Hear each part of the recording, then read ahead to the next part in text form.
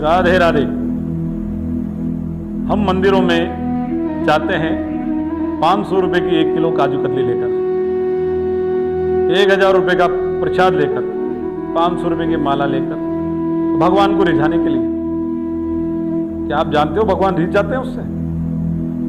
अगर ऐसा होता तो शायद ये जितने भी धनी व्यक्ति होते हैं इनको दुख और कष्ट होता ही नहीं। ऐसा नहीं, भगवान को रिझाने के लिए तो गुड़ की डली काफी है, थोड़ी सी शक्कर ही काफी है, एक फूल ही काफी है और एक पत्ती ही काफी है। बस शर्त यह है, वो ऊपर वाला क्या शर्त रखता है कि तेरे द्वारा कोई अधर्म और कोई पाप नहीं किया हो तो मैं तेरी एक पत्ती को भी स्वीकार कर लूंगा। तेरी मेहनत की और पसीने की कमाई हो तो मैं गुड़ की डली को भी स्वीकार कर लूंगा।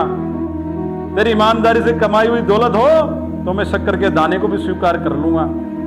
अगर किसी के साथ अन्याय अधर्म करके कमाया हुआ धन से तू मेरे लिए 1000 रुपए की काजू कतली भी लेके आएगा, मेरे सोने का छत्र भी चढ़ाएगा, मुझे माला भी पहनाएगा, तो मैं उसे स्वीकार नहीं करूंगा।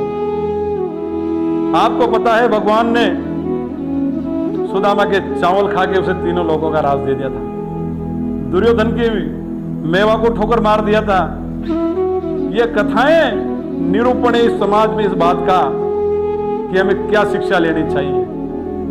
अधर्म और अन्याय से कमाई हुई दौलत से आप कुछ तो हासिल कर सकते हो, लेकिन आनंद और प्रसन्नता आपको नहीं मिल सकती।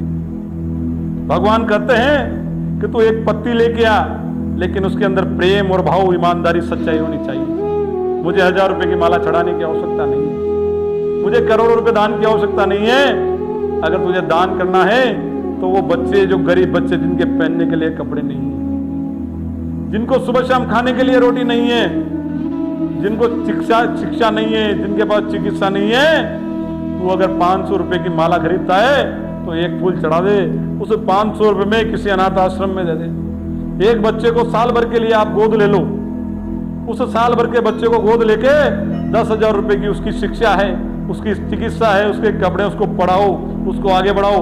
तो मैं कहता हूं न तो आपको माला चढ़ाने की आवश्यकता पड़ेगी, न काजू कतली लाने की आवश्यकता पड़ेगी।